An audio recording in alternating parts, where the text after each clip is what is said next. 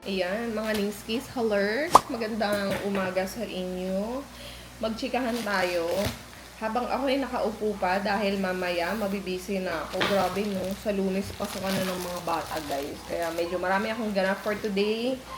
Dahil paghahandaan natin ang pagpasok sa school. Kaya sabi ko, ngayon na tayo magchikahan habang nakaupo ako dito.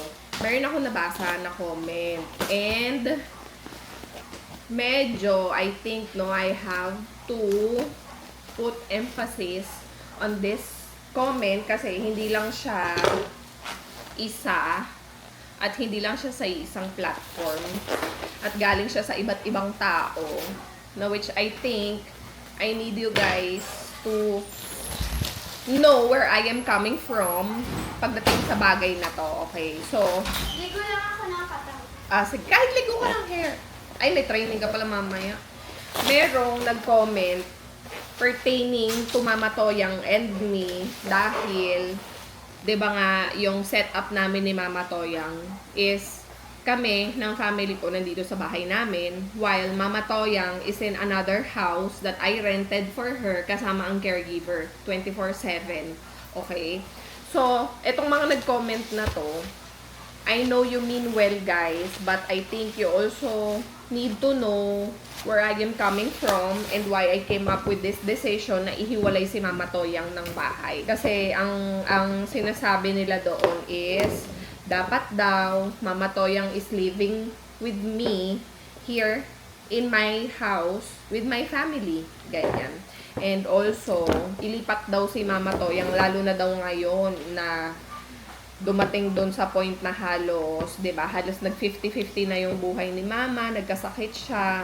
Ngayon daw, all the more na nakalabas si Mama Toyang ng hospital, parang nagkaroon siya ng second chance na dapat alagaan ko siyang mabuti and iuwi ko na siya dito sa bahay ko. Dito na dapat siya tumira. Okay guys, let me give you I know marami ding nakakaintindi and doon sa mga long time viewers ko na di ko na to kailangang ipaliwanag sa inyo because alam ko kayo ang unang nakakaintindi sa akin bakit kami dumating sa decision na yan. Okay, so for the sake of those new viewers maybe or for some viewers and those commenting na bakit nga hindi ko na lang dito patirahin si Mama dahil si Mama ay merong sakit na hindi katulad ng ibang sakit ng karamihan ng tao.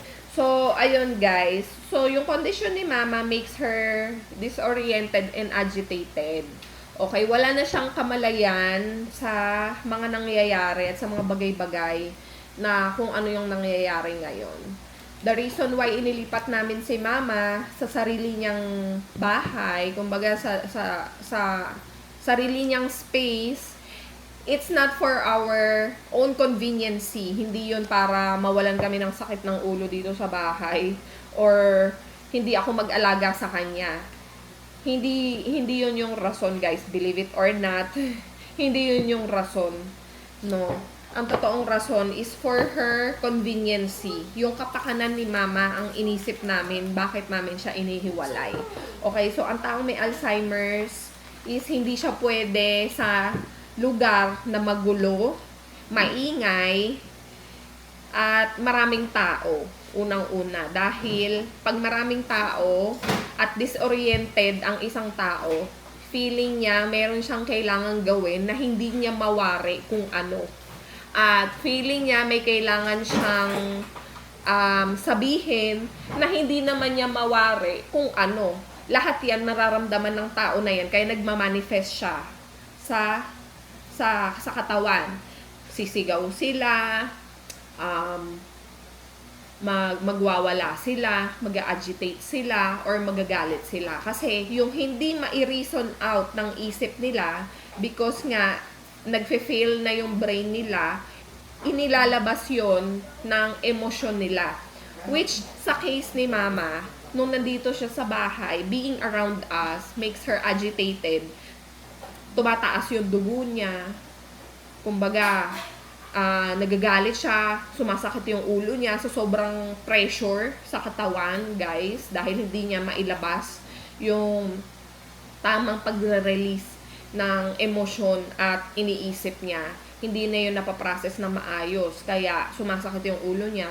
There are times na hindi siya natutulog, wala siyang tulog, ayaw niyang kumain, tapos bigla na lang siyang magsisigaw, magwawala. Tapos, pag meron siyang mga tao na nakikita, lalo na pag sundowning, yun yung tinatawag na sundowning. Usually yan, mga bandang 4 o'clock onwards. Yun yung totoong sundowning guys, yung palubog na yung araw. Kumbaga dyan mas matindi yung agitation nila. Ang tingin nila sa mga tao is kaaway. Ang always nilang tingin, ang initial response nila is to protect themselves sa mga taong nasa paligid nila because they always think na may masamang gagawin sa kanila ang mga taong nasa paligid nila. Kahit na pamilya yan, hindi na ngayon ang tingin nila doon. Wala na nga silang pagkakakilanlan. Kaya, kumbaga, 'di ba, kung merong mag-a-adjust, kami yung mag-a-adjust para kay mama, hindi siya ang mag-a-adjust para sa amin. Dahil yung sakit na yon ay, kumbaga, yun yung yun yung downside ng pagkakaroon ng Alzheimer's. Kawawa yung pasyente. Kumbaga, prisoner din sila nung sakit nila. Dahil wala na din silang sariling, alam mo yun, wala na silang sariling desisyon, wala na silang sariling pag-intindi. Kaya kung ano na lang yung mangyari, doon lang sila nagre-react. Kaya yun yung reason bakit namin inihiwalay si mama. Because kung isasama namin siya dito sa bahay, it will trigger her blood pressure, it will trigger her maybe yung heart disease, baka doon mag-develop because laging on alert yung puso niya, laging may kaba, may takot, may galit, laging may, alam mo yun, pag-aalinlangan. Yun guys eh. And worse, baka ma-stroke sa sobrang heightened ng emosyon niya dahil sa galit niya, sa agitation niya. So, yun yung iniiwasan namin, 'di ba? Kaya ihiniwalay ko si mama at hindi porke hiniwalay ko si mama is pinabayaan ko na siya. So, feeling ko napupunta na naman ako ngayon sa posisyon na masama akong anak at ipinabayaan ko or inihiwalay ko yung nanay ko sa ibang bahay just because alagain siya. Hindi ganun, guys. We are just very fortunate that we can hire caregivers to take care of her in behalf of me and my brother na nasa Canada. Unang-una, may sarili din akong pamilya. I have growing kids na kailangan ko ding, alam niyo yun, kailangan ko ding alalayan at palakihin. Plus, I also have a mother who is sick and I also have to take care with. Eh, hindi ko pwedeng isirox yung katawan ko, guys. Kung meron lang ganun, I would love to, you know. Gugustuhin ko talaga yun personally na ako yung mag-alaga kay mama. But, kumbaga, kung saan tayo mas magiging productive, doon tayo. 'Di ba?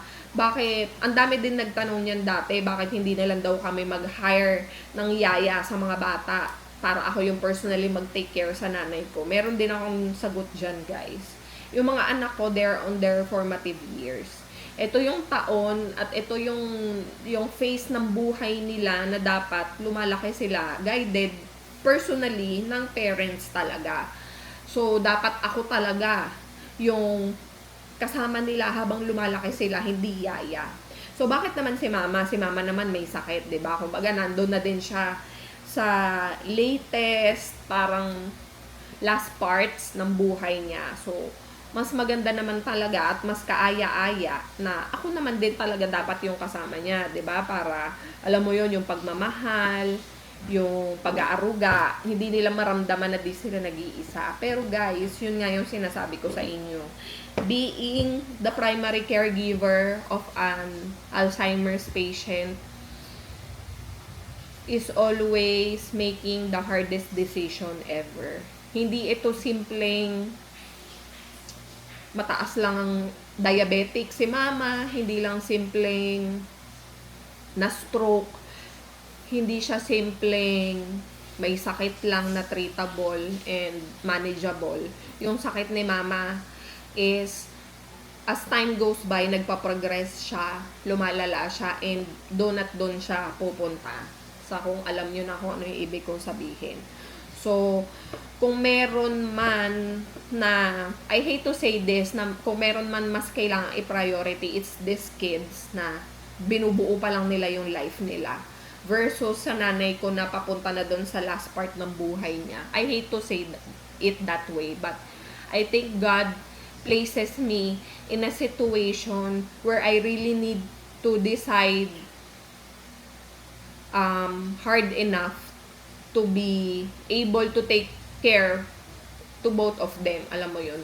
Between mga anak ko at sa nanay ko. 'Di ba? Kaya, sobrang hirap, guys. Yung palang nasa posisyon ka na gano'n, imagine, 'di ba, how hard for you to decide and how difficult it is to be in that situation, let alone to be physically present for both of them. Kaya I hope, no, sana through this video, through our experiences, let's be charitable and kind enough to understand the situation of other people. Iba kasi talaga pag ang alaga mo or ang pasyente mo or ang nanay mo ay may Alzheimer's. Kung kilala nyo si Bruce Willis, guys, yung actor, Hollywood actor, ay, naku, malamang talaga, kilala nyo yun, si Bruce Willis. He is also diagnosed with temporal dementia. So, katulad siya kay mama. Yun, malalaki na yung mga anak niya, mga dalaga, binata na. Yung asawa niya, bata-bata pa, kumbaga, 'di ba? Able pa, pero their family decided to place Bruce Willis in a home care na safe para sa kondisyon niya. Hindi dahil ayaw nila nang alagain, hindi dahil hindi nila mahal yung asawa at tatay nila, pero yun yung reason, unang-unang reason bakit nila ihiniwalay si Bruce Willis sa bahay nila is to protect him, to give him a safe space, to provide him a safe environment while having the disease and, you know, 'di ba, doon sa natitirang buhay niya. So ganun din sa amin dito sa bahay, 'di ba?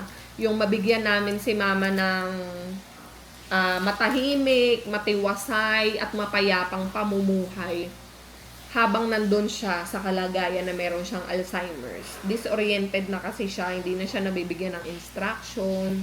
Kumbaga, she do as she pleases. And kung meron man mga times na, 'di ba, na nasa mood siya, yun, pumupunta kami doon, dinadala ko yung mga bata, dumadalaw kami, nakikipaglaro kami. And pag naman napagod na si mama, ayaw na niya, umiinit na ulo niya kasi na-overstimulate na yung brain niya and na-agitate na siya, dun na, nagba-back off na kami. Balik na kami dito sa bahay namin, no? Uwi na kami. Ganun lang, guys, yung routine namin. And it works well. Believe me, it works well for us. I guess, no, maiintindihan nyo lang ako and malalaman nyo kung ano yung nasa isip ko at nararamdaman ko pag dumating kayo dun sa point na magkaroon kayo ng experience taking care of an Alzheimer's patient. You will really know the difference, guys. Kaya, don't get me wrong, I love Mama Toyang. That's why I am doing all this. Ganun ko siya kamahal. That's why me and Kuya is working really hard and doing our very best para mabigyan siya ng magandang, alam mo yon, magandang buhay ngayon, kahit na ganun yung sakit na ibinigay sa kanya at ibinigay sa amin, pinasan namin yun ng maayos at bukal sa puso namin. Kaya ang sabi namin kay Lord, strengthen us always and always give us the knowledge and understanding and the wisdom to take care of Mama. So, yun lang, guys, na i-share ko sa inyo, di ba? Ayun na, halika na, mag-grocery na tayo. Napakahaba ng chikahan natin. I-charge natin yan, mahal. O sige, i-charge natin. Pakis muna ka, mama. Pakis muna. Pakis muna ka, mama. Sarap naman. Okay, guys, yan. First things first is mga panglaba. So, itong Champion, naka buy one, get two. Ba? Buy one, get two. Wow. For 173 only. Ito, bilhin natin to. Pang Fabcon, fabric conditioner sa damit. Kuha tayo ng dalawa niyan. Yan yung nabili natin na fabric conditioner na Champion, guys. Instead of buying one big sachet ng Champion Fabcon na 173.50 pesos, ito yung original price niya. Ayan. Original price is 173.50. Isang malaking pouch. Pag ito yung kinuha nyo, meron na siyang kasamang 4 na maliit na pouch. O, diba? May free kasi siya na 168 ml more. Kaya mas makakatipid tayo pag ganito yung binili natin. Tapos usually, yung yung mga liquid detergent nila, meron ding mga freebies.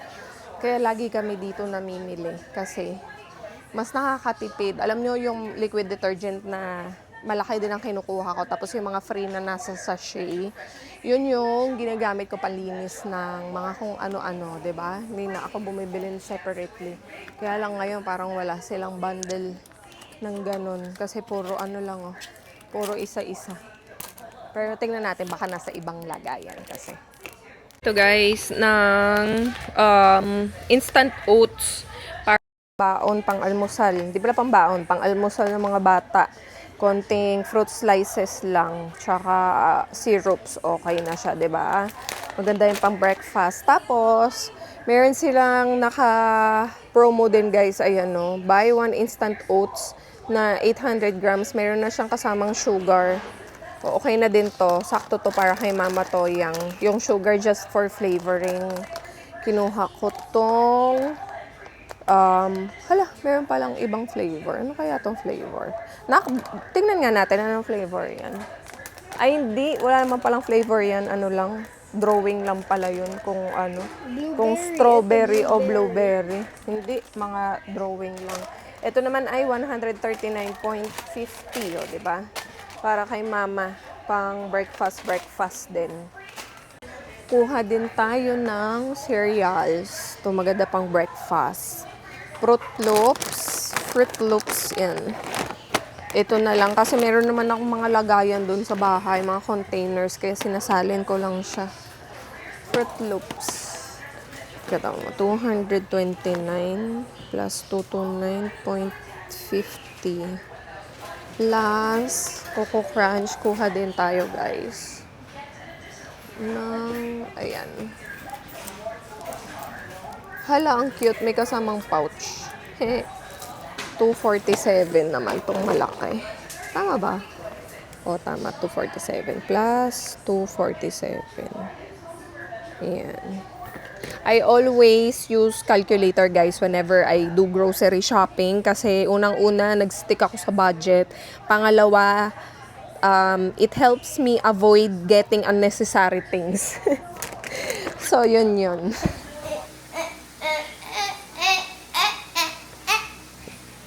I love you. I love you. Help mo na ako. Dali na. Tulak mo na yan, oh. Bilis na, bigat eh. Ito sa akin. Ito sa'yo, tulak mo. Mas magaan-gaan to. Dali, tulak mo na yan. Tulak. Cloud! Dali na. Ay, ito yata yung mas magaan. Ito, itong isa. Wait lang, Nani. Sige, go. Suko ya, hotter ho. Gusto mong hunter ka? Ha? Tim, Ano? suko hotter. Gusto mo 99 nights in the forest? Ha? 99 nights in the forest? Gusto mo? Hindi suko hotter ho. Hunter? Hotter? Guys, Instagram? alam nyo, nabusy ako kanina. After namin umuwi ni Sky, pagdating dito sa bahay, aayusin ko lang yung pinamili sana namin. Ang nangyari, lahat na inayos ko. Cabinet, tapos dun sa kusina. Kaya hindi na ako nakapag-vlog kasi na full memory yung camera. Tapos yun, dire-diretso na ako. Kaya ngayon, pagod na pagod ako. And then, last minute, kailangan kong magpaayos ng aking nails sa kamay at sa paa. Gabi na, guys. Wala nang bukas na skin files. At saka nail files yung laging gumagawa sa akin. Kaya sabi ko, patay tayo dyan dahil hindi ko alam kung pwede ba sabihin. Pero, ayun, sige na, sabihin ko na sa inyo. Kasi posted naman siguro. Oo nga eh. Pero yun, kung sakali man di matuloy, kayo na lang umintindi. Tayo na lang mag-adjust sa vlog. Pero yun, tumawag kasi yung, yung parang segment producer sa Itbulaga. Meron tayong guesting tomorrow sa Itbulaga, maaga. Sabi ko, patay! Ano pa naman ng mga kuko ko? Ang original plan was hapon. Alas 3 yung call time. Kaya sabi ko, sakto. Makakapagpa-nails pa ako sa umaga sa SM Fairview. Kaya lang, maya-maya tumawag. Nag-change daw. Live daw pala yung Itbulaga bukas. Kaya, ang aga ng call time ko, 9 a.m. Guys, andito na si Mara. Meet Mara. I'm Clara. Yeah, buti na lang available si Mara. Sabi ko buti na lang pwede siya kasi last minute nga akong naghanap ng magne-nails. Tapos sabi niya anytime daw, kahit madaling araw, ang lola rumaraket. Oh, sorry. At saka hindi lang siya nagne-nails. Nag-hair din siya. Ano pang Foods pa din po. Oh, foot spa. Basta yan. I'm so pagawa din. Lahat ng mga pampaganda. Ako, foot spa, tsaka pedicure. Ako din. Kamay lang. Pwede ko po Magtanong muna kayo kay ate kung ano. May palalamog ko po dito yung gamit ko. O hindi siya nagdala ng pang foot spa eh. Hindi, kahit pedicure na lang. Oh, pedicure na lang. Kasi ma'am, malapit lang naman po bahay namin. Saan pala yung yung sa... Guys, pahinga muna ako sa gel kasi nagkakaroon ako ng nail fungus. So, diba, buti na lang treatable yung nail fungus. Kaya, thank you kay Mara. Mara Clara. Buti na lang nandito siya guys. Hanggang madaling araw, rumarampa to ng nails. Kaya pag kailangan nyo, ayan. Kay Mara, kayo magpa-nails. Mara, walang tulugan. Sakto din si baby nagpa-foot spa. Kasi galing to sa gig. Di ba? Audition. Good luck, mahal. Audition pa Japan. Kasi po pag yung iba po lalagyan pa po ng callus remover. So yan po yung jelly, mas nakaka-relax po siya. May kasama Jelly na- pala yan. Yes, ma'am. Akala ko taba ni Jet lumalabas sa lumalabas sa Talaga paa. ba? Bukas siya ng ulam mo, halo ko sa sinigang. So may pangalawa pa pong ilalagay dyan. So yung ilalagay po ng pangalawa is yung salt niya po. So matutunaw po yan mamaya. Wow. Ang galing naman, daming pa. Akala ko gout ko eh. Kala ko talaga mga taba-taba ni Jet lumalabas. Talaga. Gusto mo ilagay kita dito para mga tigawat mo lumabas. Oo nga, sige nga. Gusto ko yun. Mga tigyawat ko. Ito si Mara, daming pa-under. Meron pa siyang pasalamin, guys. Oh, sorry. Hindi yan salamin tangi. Ano? Ano po yung magnifying glass po? Magnifying glass yun. Ay, salamin, glaso, di ba? Tagalog. Tinagalog lang. Pinaganda pa. So, hindi salamin. Ang sarap magganda-gandahan pag ganyan kaganda at kahaba ang nails, di ba? Buti na lang, naglinis na ako. Para hindi na utusan. Para di na ako galaw-galaw. Huwag yun din ako utusan muna, ha? Nang ma-enjoy ko naman tong nails ko. Tawa ng tawa si Mara. O, sige, girl. Semento na nga. Sabi ko sa kanya, semento niya na yung sako ko nang di na matanggal. Hindi na matanggal. Ganda.